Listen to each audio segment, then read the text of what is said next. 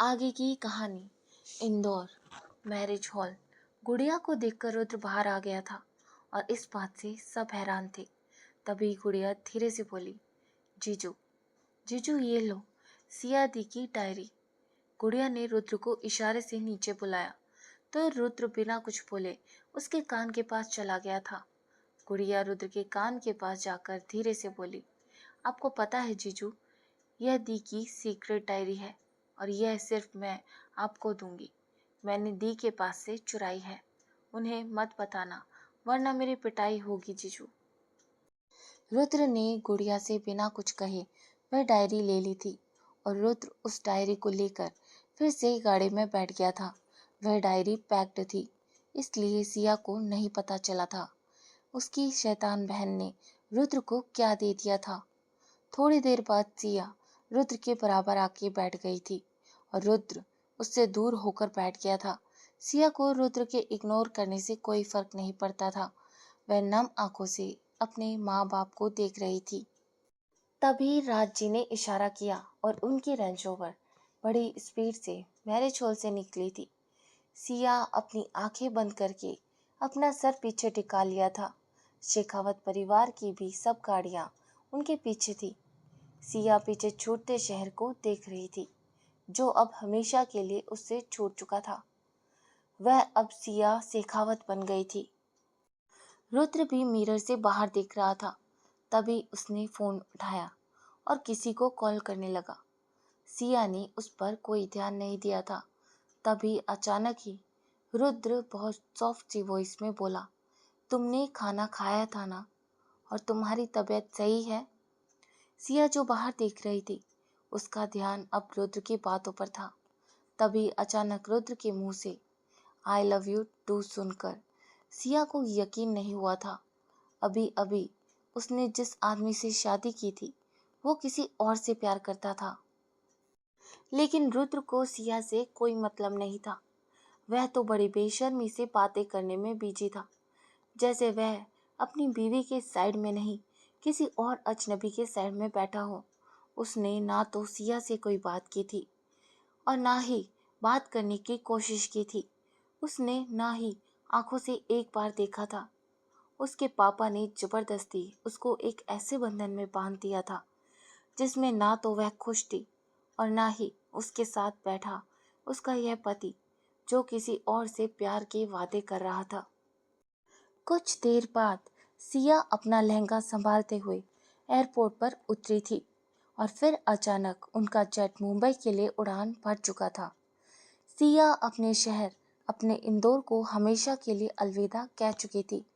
अब उसकी जिंदगी का सफर माया नगरी मुंबई से शुरू होने वाला था, जहां ना तो कोई उसका अपना था और ना जिसके साथ रिश्ते में बंधी थी वो था। उसको तो सिया की फिक्र भी नहीं थी। मुंबई मुंबई पहुंचते हुए सुबह के 4 बज चुके थे। शेखावत परिवार सिया और रुद्र से पहले ही लक्ष्मी विला पहुंच चुका था, क्योंकि उन्हें अपनी नई दुल्हन का वेलकम करना था। फिर से गाड़ी में शांति थी और उस शांति के बीच बैठे वह दो अजनबी जिनका रिश्ता वैसे तो काफी करीब का था लेकिन अब इतनी दूर का बन गया था। रुद्र काफी कंट्रोल कर रहा था क्योंकि वह अपने दादाजी की इज्जत पर कोई आंच नहीं आने देना चाहता था। लेकिन यह इज्जत सिर्फ लक्ष्मी विला तक थी। जैसे ही गाड़ी लक्ष्मी विला के अंदर आकर रुकी तभी गार्ड ने गाड़ी का दरवाजा खोला और रुद्र बिना सिया की ओर देखे आगे बढ़ गया था। सिया एक बार फिर से हैरान रह गई थी। उसने अपनी आंखें साफ की और भारी लहंगे को संभालने लगी। तभी 2-3 सर्वेंट उसके सामने आकर खड़े हो गए थे। सिया हैरानी से देखने लगी थी। तभी उसकी नजर नीचे पड़ी जहां हजारों की तादाद में गुलाब पड़े हुए थे। जमीन नजर नहीं आ रही थी। सर्वेंट अपना सर झुकाए बोले, ये हमारे यहाँ का ट्रेडिशन है। बहू रानी, आपको इन फूलों पर चलकर अंदर आना है ताकि आपकी जिंदगी हमेशा के लिए ऐसे ही महकती रहे। सिया ने बिना कुछ बोले अपने सैंडल उतारकर पैर जमीन पर रख दिए थे। दो सर्वेंट ने उसका लहंगा पकड़ा हुआ था। पूरा शेखावत परिवार दरवाजे पर खड़ा हुआ था। इस वक्त रात के 4 बजे थे, लेकिन पूरा विला जगमगा रहा था। रुद्र, जो बड़ी शिद्दत से अंदर जाने को तैयार था, अपने दादाजी को देखकर उसके कदम वहीं रुक गए थे और वह जबरदस्ती एंट्रेंस पर खड़ा हो गया था। सिया बहुत धीरे धीरे चलते हुए आ रही थी, लेकिन अचानक उसके मुंह से एक आह निकली थी। सिया ने जैसे ही नीचे देखा, उसके पैर में कांटा चुभ चुका था। उसकी एक आह से मीना, आरती और फलक तीनों भागकर उसके पास आ गई थी। फलक जल्दी से बोली, भाभी क्या हुआ आपको? मीना जी गुस्से से सर्वेंट पर दहाड़ी थी, क्योंकि अपने घर पर तो उसको इससे ज्यादा चोट लगती थी, लेकिन कोई पूछने वाला भी नहीं होता था। सिया धीरे से बोली, कोई बात नहीं, मैं ठीक हूँ, थोड़ी सी चोट लगी है। रुद्र गुस्से से सिया को घूरते हुए बोला, पहले ड्रामा करो, फिर कहो थोड़ी सी चोट लगी है। वहीं वीना धीरे से बोली, बेटा जी चोट की बात तो पता नहीं, लेकिन अब शगुन तो हो गया ना। यह रस्म इसलिए होती है ताकि आने वाली जिंदगी भी महके और फूलों से भरी रहे, लेकिन तुमने तो आते ही अपने हिस्से में कांटे चुन लिए। वीना की बात पर राज जी गुस्से से बोले, वीना बहू, अगर अच्छा नहीं बोल सकते तो शांत रहो। राज्य के गुस्से पर वीना ने सर झुका लिया था। तभी मीना और आरती दोनों सिया को एंट्रेंस पर ले आई थी। मीना ने आरती की थाल लेकर दोनों की आरती उतारी और फिर सारी रस्मों के बाद सिया अंदर आ गई थी। मीना उसके सर को चूमते हुए बोली, तुम्हारी जिंदगी हमेशा फूलों की तरह महके और तुम्हारा इस घर में आना हमारे लिए भी खुशियां लेकर आए। वेलकम टू शेखावत फैमिली, छोटी बहू। मीना जी की बात पर सिया ने सर उठाया तो सब उसको देख रहे थे। राज जी भी चले गए थे। रुद्र तो अब तक शांत था। गुस्से से अपने सर से पगड़ी उतारते हुए बोला, हो गया तमाशा, बना लिया मेरा तमाशा, ले आए इसको यहाँ। अब और कुछ दुनिया की कोई रस्म कुछ भी नहीं बताइए, बचा हो तो। एक खिलौने की तरह मेरा यूज कर लिया ना आपने, अब मुझे जाने दीजिए। रुद्र ने गुस्से से सिया को घूरा और उल्टे पैर बाहर निकल गया। मीना जी की आंखों में आंसू आ गए थे। उन्हें अपनी नई बहू से काफी शर्मिंदगी महसूस हो रही थी। आरती धीरे से बोली, माँ आप प्लीज सोने चाहिए, मैं सिया को उसके कमरे में छोड़ आती हूँ। सिया, जो पागलों की तरह सबकी बातें सुन रही थी, वह हैरान थी। ये था क्या? क्या यह उसका पति था जिससे उसकी शादी हुई थी? सिया खुद से ही बोली। तभी आरती उसको ले जाते हुए बोली, चलो सिया, मैं तुम्हें तुम्हारा कमरा दिखा देती हूँ। सिया किसी टॉय की तरह आरती के साथ चली गई थी। उसका कमरा 3rd फ्लोर पर था, जहाँ लिफ्ट भी थी और सीढ़ियाँ भी। जैसे ही आरती ने दरवाजा खोला, सिया की आंखें खुली रह गई थी, क्योंकि सच में यह तो मिनी विला था। कितना खूबसूरत कमरा था। और तो और सिया की पसंद की बालकनी, स्विमिंग पूल और काफी सारी चीजें थी। बालकनी में सिर्फ ग्रीनरी थी जो सिया को अट्रैक्ट कर रही थी। वह कुछ पल को सब कुछ भूल चुकी थी, लेकिन आरती की आवाज से होश में लौटी। आरती सिया को देखते हुए बोली, बहुत ऐसे राज हैं जो तुम ना जानो तो बेहतर होगा। रुद्र पर भी इस शादी को लेकर जबरदस्ती हुई है, उसको समझने का मौका देना सिया। तुम दोनों को थोड़ा वक्त लगेगा, लेकिन मुझे उम्मीद है तुम दोनों अपना रिश्ता संभाल लोगे। तुम्हारे कपड़े सामने कबर्ड में हैं, हर जरूरत का सामान मौजूद है। तुम भी वहां से कुछ भी ले सकती हो और कुछ देर आराम कर लो, थक गई होगी। इतना कहकर आरती चली गई थी। सिया पहले तो ऐसे ही खड़ी रही, फिर जोर जोर से हंसते हुए बोली, वाह रुद्र शेखावत वाह, अमीर बहू, अमीर खानदान की बहू, सोने के पिंजरे में कैद। वाह।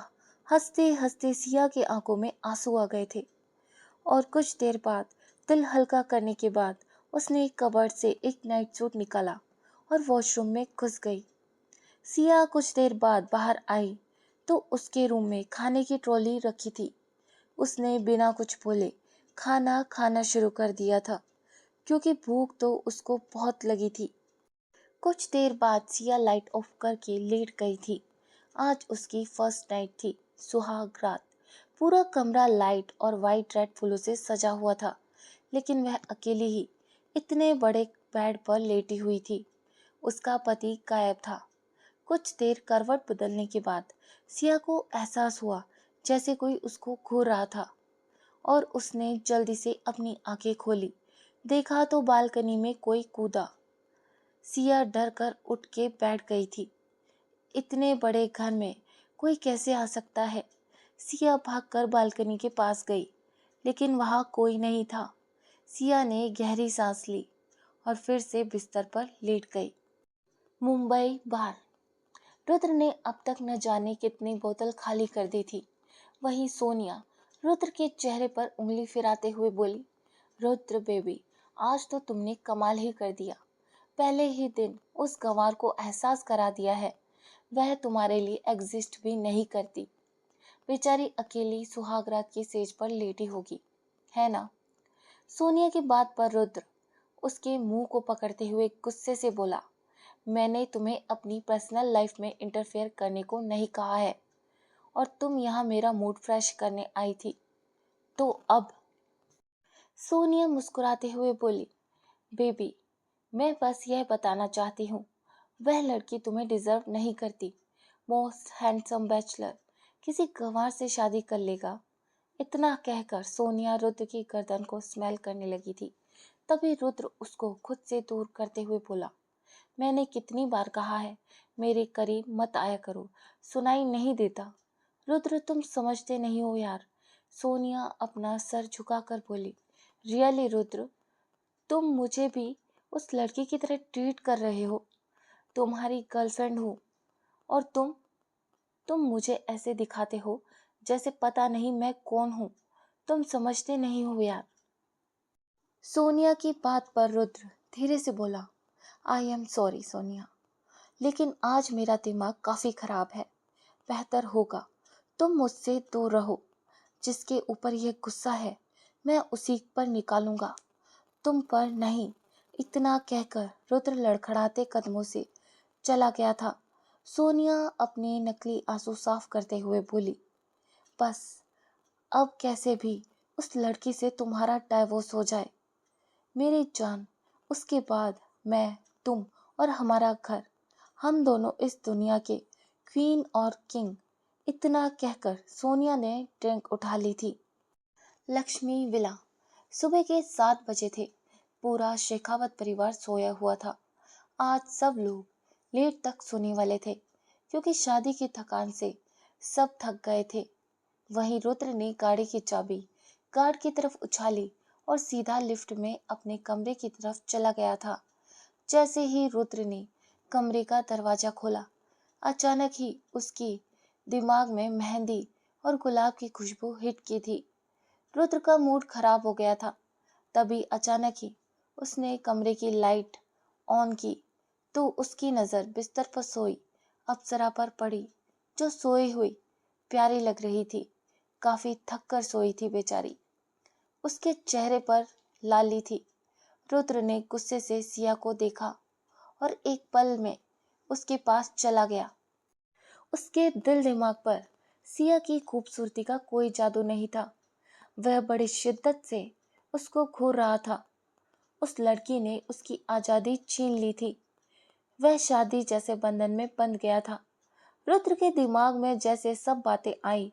उसने नफरत और गुस्से से पानी का जग उठाया और अगले ही पल पूरा का पूरा सिया के चेहरे पर डाल दिया।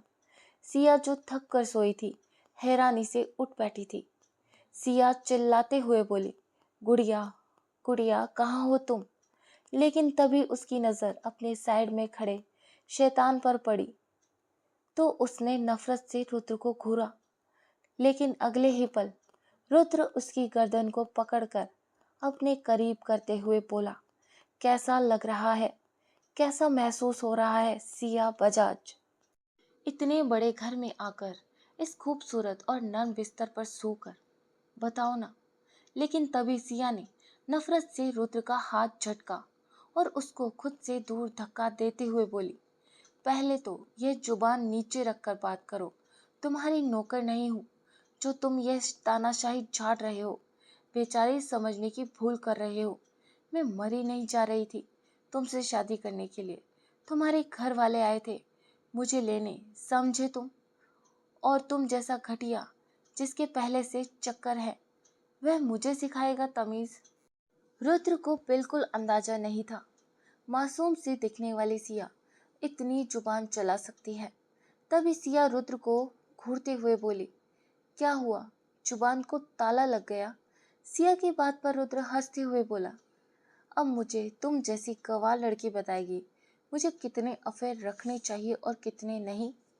अगर शादी नहीं करनी थी तो मना कर सकती थी ना। तुम्हारे डैड ने तुम्हें 2 करोड़ में बेचा है। तुम्हें यह खुद इतना अच्छा रिश्ता मिला, कौन मना करेगा, है ना?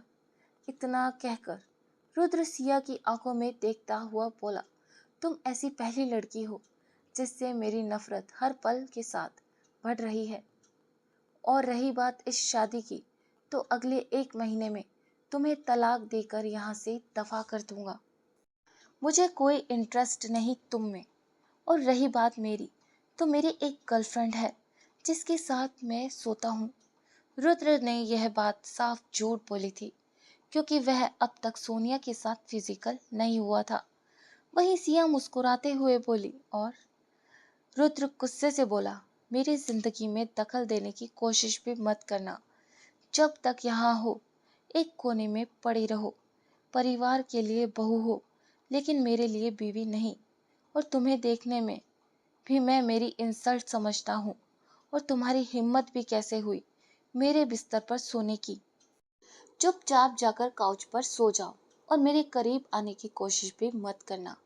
यहाँ की बहू बनकर सारे ऐशो आराम मिलेंगे तुम्हें, जिस पैसे के लिए तुमने शादी की है, लेकिन मेरा प्यार कभी नहीं मिलेगा। इतना कहकर रुद्र ने उसका बिस्तर काउच पर फेंक दिया था और खुद बेड पर गिर गया था क्योंकि वह भी काफी थक गया था। सिया हंसते हुए बोली, मैं जानती थी अमीर लोग ऐसे ही होते हैं। तुम्हारे घटियापन को पहले से समझती थी और इसके लिए तैयार भी थी। इतना कहकर सिया बिस्तर पर लेट गई थी। दोपहर हो गई थी। पूरा शेखावत परिवार जाग चुका था। मीना जी खाने की तैयारी कर रही थी। वीना भी उनके साथ थी। फलक और आरती दोनों ही कॉफी एंजॉय कर रही थी जब उनकी नजर सामने से आई सिया पर पड़ी, जिसके चेहरे पर खूबसूरती अलग से खिलकर आ रही थी। सच में ऊपर वाले ने काफी खूबसूरती से उसको बनाया था। फलक अभी अपनी भाभी की तारीफ में खोई हुई थी जब मासूम सिया सबके पास आ गई थी। लेकिन सब जानते थे रुद्र कैसा था, और जिसके लिए उसके दिल में नफरत बैठ जाए फिर दुनिया की कोई भी ताकत उस नफरत को नहीं भर सकता था। इसलिए किसी ने भी उससे कुछ नहीं पूछा था। सब शांत थे। वहीं सिया के बैठते ही आरती धीरे से बोली, क्या हुआ सिया, तबीयत सही है? आंखें लाल हो रही है। आरती की बात पर सिया धीरे से बोली, भाभी मैं ठीक हूँ, बस देर से सोने की आदत नहीं है तो आज सर भारी हो रहा है।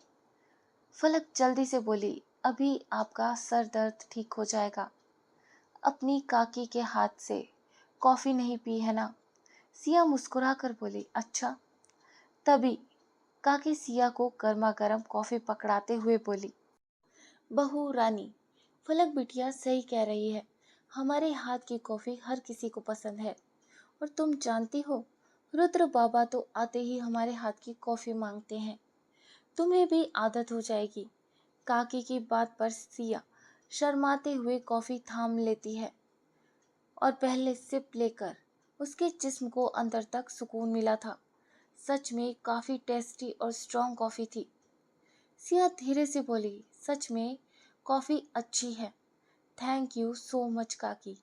सिया की बात पर काकी मुस्कुराकर चली गई थी। तभी वीना और मीना किचन से बाहर आई तो सिया ने जल्दी से दोनों के पैर छू लिए थे। वीना जी धीरे से बोली, बस बस हो गया। मीना ने घूर के वीना को देखा और प्यार से बोली, बेटा जी बेटियां पैर नहीं छूती। इतना कहकर मीना सिया को गले लगाते हुए बोली, बेटा सिया मुझे माफ कर दो। कल रात जो भी हुआ मैं समझती हूँ। नई दुल्हन होकर कैसा फील हुआ होगा। बेटा जब भी रुद्र की तरफ से बुरा लगे हमारी ओर देख लेना, वह सुधर जाएगा। बस तुम उसका साथ दो। जानती हूँ उसने तुम्हें तकलीफ दी है, लेकिन बेटा। सिया मीना जी का हाथ पकड़कर बोली, बस कीजिए माँ, इस बात का बुरा नहीं मान रही। मेरे ऊपर भी जबरदस्ती हुई है, मैंने भी एक्सेप्ट कर लिया और मैं जानती हूँ रुद्र को अभी वक्त लगेगा। सिया की बात पर मीना जी प्यार से बोली, थैंक यू बेटा, तुमने समझा। अच्छा आ जाओ, ब्रेकफास्ट कर लो। अभी मीना जी ने इतना कहा ही था जब उनकी नज़र रुद्र पर पड़ी जो लाल आंखों से नीचे उतर रहा था। आखिर क्या करेगा अब रुद्र? क्या सच में रुद्र दे देगा तलाक सिया को? जानने के लिए सुनते रहिए